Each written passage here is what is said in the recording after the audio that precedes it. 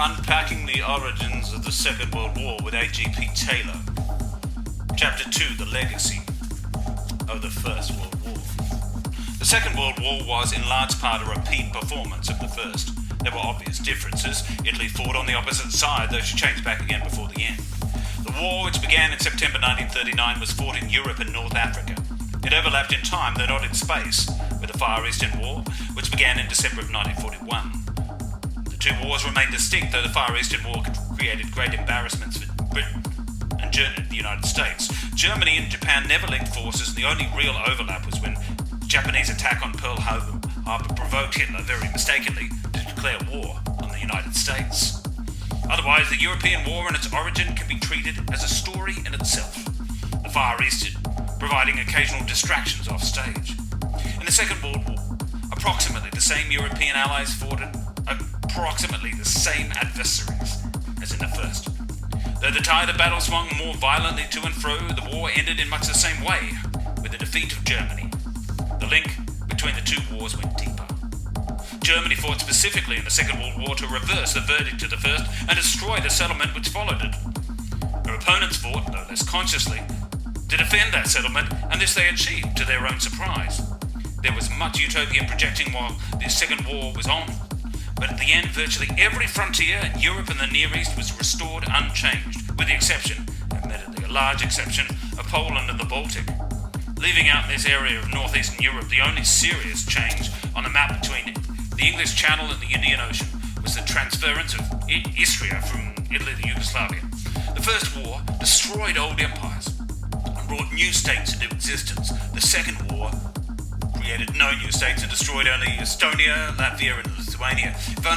If one asks the rather crude question, what was the war about? The answer for the first is to decide how Europe should be remade, but for the second merely to decide whether this remade Europe should continue. The First War explains the second and in effect caused it, insofar as one event causes another. Though the outcome of the First World War was the remaking of Europe, this was far from being its original cause or even its conscious purpose. The war had certain immediate causes on which men are now more or less agreed. The assassination of the Archduke Franz Ferdinand provoked Austria-Hungary to declare war on Serbia. The Russian mobilization in support of Serbia provoked Germany to declare war on Russia and on France, Russia's ally. The German refusal to respect the neutrality of Belgium provoked Great Britain to declare war on Germany. Behind these lay deeper causes about which historians still differ. Some point to the conflict between the Teuton and Slav in Eastern Europe. Others call it the War of Turkish Succession. Some blame imperialist rivalry outside Europe, others the breakdown of the balance of power on the European continent. More precise topics of dispute have been stressed. The German challenge to the British naval supremacy, the French desire to recover Alsace-Lorraine, Russia's ambition to control Constantinople, and the Straits. This very opulence of explanation suggested that none alone is the right one. The First War was fought for all these reasons, and for none of them. At any rate, this is what all the contesting powers discovered once they were in. Whatever plans, projections, or ambitions they might have had before the war, the powers fought simply for victory, to decide Humpty Dumpty's question, who's to be master? The combatants sought to impose their will on the enemy, in the military phrase of the day, without any clear idea what that will would be. Both sides found it difficult to define their war aims. When the Germans put forward peace terms as they did in 1917 to Russia and less specifically to the Western powers, their only concern was to improve their strategic position for the next war, though in reality a second war would not be necessary if the Germans won the first. The Allies had in some ways an easier time of it. They could simply demand that the Germans should surrender the fruits of their early victories. Beyond this, the Allies gradually formulated a series of idealistic war aims, with American assistance or under American prompting. These certainly did not represent the objects with which the Allies had started the war. They did not even represent the objects for which, for the most part, they were now fighting it. The idealistic program sprung rather from the conviction that a war, fought on such a scale and with such sacrifices, ought to have a great ennobling outcome. The ideas were a byproduct, a gloss on the basic struggle. Though they were not without influence on later events, essentially, victory remained the war aim. Victory would provide the subsequent policy. Failing this, victory at any rate would provide a result. And so it did. The Second World War grew out of these victories in the First and out of the way in which these victories were used.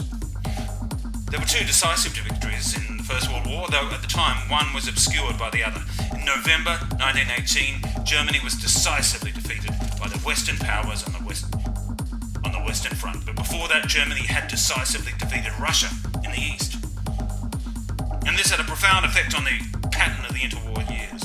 Before 1914 there had been a balance in which Franco-Russian alliance was set off against the Central Powers.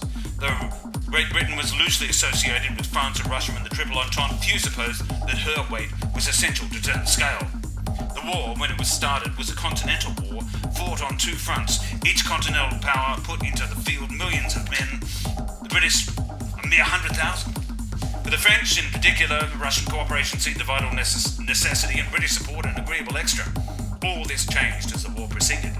The British also built up a massive army and put their millions on the Western Front. These were seconded by the prospect of more millions when the United States entered the war in 1917. This strengthening of the Western Front came too late to save Russia. The revolutions of 1917, combined with military catastrophe, drove her out of the war. In March 1918, the new Bolshevik rulers made a peace of surrender at Brest-Litovsk. Subsequent defeat in the West compelled Germany to abandon the gains which she had made. The larger result could not be undone.